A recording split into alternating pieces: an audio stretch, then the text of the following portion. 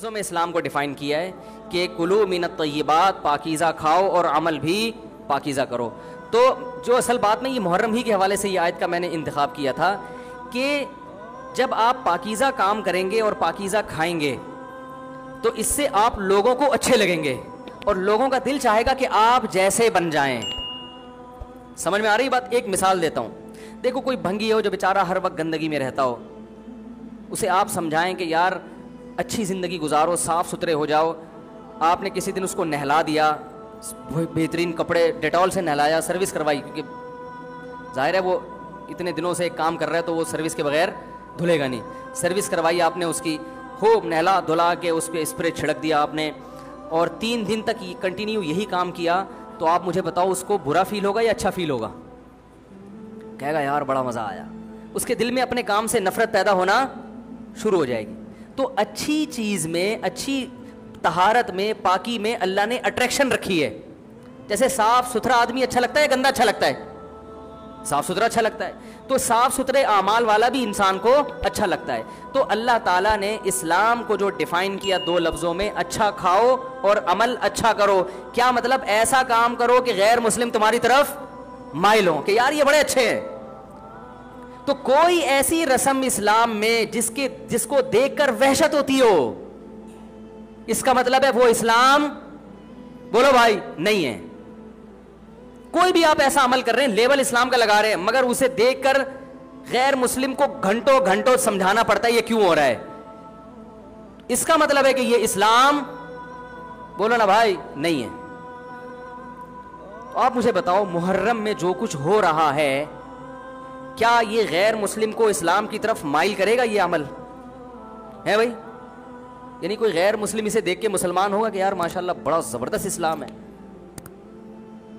افسوس ہمیں اس پر ہے کہ دیکھو جن کا مسلک ہے, جن کا فقہ ہے, وہ جو کچھ کر رہے ہیں انہیں کرنے دو. اپنے بارے میں یہ فیصلہ کرو کہ ہم سنی ہیں یا شیعہ ہیں. فرقے شروع سے چلے آ رہے ہیں نا, شیعہ اور سنی, ختم کرنا تو ممکن نہیں ہے. تو حضرت عیسیٰ علیہ السلام جب نازل ہوں گے تو تلوار کی زور سے تمام فرقوں کو ختم کر دیں گے. تو جو کام عیسیٰ علیہ السلام کا ہے وہ خود کرنے کی کوشش نہ کرو, جو حضرت مہدی کا کام ہے وہ خود کرنے کی کوشش نہ کرو. ہم کسی فرقے کو ختم نہیں کر سکتے, لیکن ہم اپنے آپ کو ڈیفائن کر سکتے ہیں. ہم یہ بتا سکتے ہیں کہ ہماری رائے میں صحیح کیا ہے. تو میرے بھائی, نبی صلی اللہ علیہ وسلم نے فرمایا 73 فرقوں میں سے ایک جنتی ہے, تو یا تو ادھر چلے جاؤ, یا بولتے کیوں نہیں, ابھی نہیں بول رہے تو پھر عمل کیسے کرو گے, یا تو پورے ادھر چلے جاؤ یا پورے ادھر آ جاؤ.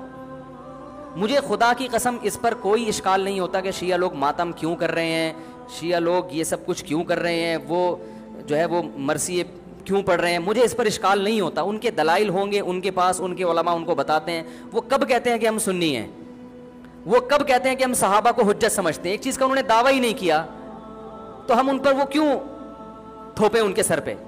لیکن میں آپ کی بات کر رہا ہوں, میں ان لوگوں کی بات کر رہا ہوں جو اپنے آپ کو سنی کہتے ہیں. تو بھائی پھر سنی ہو تو جو اہل سنت والجماعت کے جو چاروں مکاتب فکر ہیں, حنفی, مالکی, شافعی, حنبلی, اہل سنت کے ہیں نا, ان کی کتابوں میں کہیں بھی اس طرح کی کوئی چیز, بولو بھائی, نہیں ہے. ماتم کرنا اہل سنت کے ہاں جائز نہیں ہے. نبی صلی اللہ علیہ وسلم نے میت پر چیخو پکار کرنے کو حرام قرار دیا ہے. نوحہ کو جو میت پہ رونا پیٹنا ہوتا ہے, گریبان چاک کرنا, اس عمل پر آپ صلی اللہ علیہ وسلم نے لعنت فرمائی ہے. صحیح بخاری صحیح مسلم کی حدیثیں. حضرت جعفر طیار رضی اللہ تعالی عنہ نبی کے سگے چچا زاد بھائی, میدان جنگ میں شہید ہوئے, 4 بیویاں بیوہ ہوئی ہیں, چھوٹے چھوٹے بچے یتیم ہو گئے. آپ نے ان کی بیویوں کو زور سے رونے کی اجازت نہیں دی. اتنا غضبناک ہوئے, جب وہ باز نہیں آئے آپ نے فرمایا ان کے منہ پہ خاک پھینک دو. حالانکہ بیوہ ہوئی ہیں, قابل ترس ہیں, لیکن چیخ کے رونے کی اجازت, حالانکہ وہ تو اہل بیت میں سے تھے. حضرت جعفر طیار ظلمن شہید ہوئے تھے. ہماری نظر میں حضرت حسین رضی اللہ تعالی عنہ کا قتل کربلا میں یہ تاریخ کا بدترین ظلم, اس لیے بدترین ظلم کہ آپ غیر مسلموں کے ہاتھوں شہید نہیں ہوئے, بلکہ ان لوگوں کے ہاتھوں شہید ہوئے جو اپنے آپ کو مسلمان کہتے تھے, اور مسلمانوں کی قیادت اس وقت ان کے ہاتھ میں تھی, حکومت ان کے ہاتھ میں تھی. لیکن اس ظلم پہ اہل سنت والجماعت کے ہاں جو سنی ہیں ان کے چاروں مکاتب فکر کے ہاں نہ رونے پیٹنے کی اجازت، نہ نوحہ کرنے کی اجازت، اور نہ میرے بھائی ماتم کرنے کی اجازت۔ میرے بھائی آپ لوگ اللہ کا واسطہ محرم میں مرثیے نہ لگائیں۔ ہر گاڑی میں کوئی نوحہ چل رہا ہے، کوئی شیعہ ہے تو ٹھیک ہے وہ کرے، سنیوں پہ یہ کام زیب نہیں دیتا، کیونکہ یہ منافقت ہے، پتہ ہی نہیں چل رہا آپ ادھر ہو یا آپ ادھر ہو، آپ کا مسلک کہیں نہیں پتہ چل رہا ہمیں، ایک مسلک کو فالو کرو۔ ہمارے ہاں محرم منحوس مہینہ نہیں ہے، ہمارے ہاں محترم مہینہ ہے، مبارک مہینہ ہے، امہات المومنین میں سے بعض کی اس مہینے میں شادی ہوئی ہے۔ ہم شہادت کو نحوست نہیں سمجھتے، 10 محرم پہلے سے مبارک تھا، حضرت حسین کی شہادت کی وجہ سے اور مبارک بن گیا، منحوس نہیں بنا۔ شہادت مبارک عمل ہے، منحوس نہیں ہے۔ ہم اس مہینے میں کالے کپڑے نہیں پہنیں گے، ہم اس مہینے میں خوشیاں منانے کو جائز سمجھتے ہیں۔ لوگ کہتے ہیں ان کو حسین سے محبت نہیں ہے، محبت کا جو طریقہ حسین نے بتایا اس طریقے پہ عمل کرنا حسین سے محبت ہے، جو طریقہ حسین سے ثابت نہیں ہے اس طریقے پہ محرم کو منانا یہ محبت کا طریقہ ہماری رائے میں نہیں ہے۔ سمجھ میں آ رہی ہے بات کہ نہیں آ رہی ہے؟ اور ایک میں وضاحت کر کے بیان کو ختم کروں، بھائی یہ کوشش کریں گے نا اس کی، محرم نہ منحوس مہینہ ہے، نہ اس میں بلائیں نازل ہوتی ہیں، اس میں خوشیاں منانا بھی جائز ہے، اس میں نکاح کرنا شادی کرنا بھی درست ہے۔ یہ جو مشہور ہے محرم کی شادی ناکام ہوتی ہے 100% غلط ہے، جو شیعہ حضرات ہیں وہ بچیں اس سے۔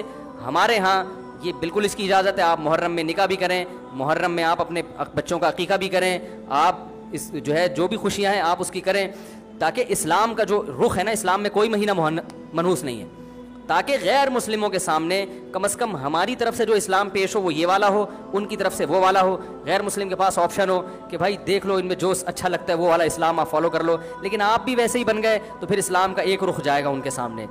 سمجھ رہے کہ نہیں سمجھ رہے؟ تو اس لیے یہ گھروں میں مرثیے نہ لگایا کریں۔ میتوں پہ نوحہ کرنا، غم منانا ہماری شریعت میں پسندیدہ، 3 دن تک تعزیت ہے بس، اس کے بعد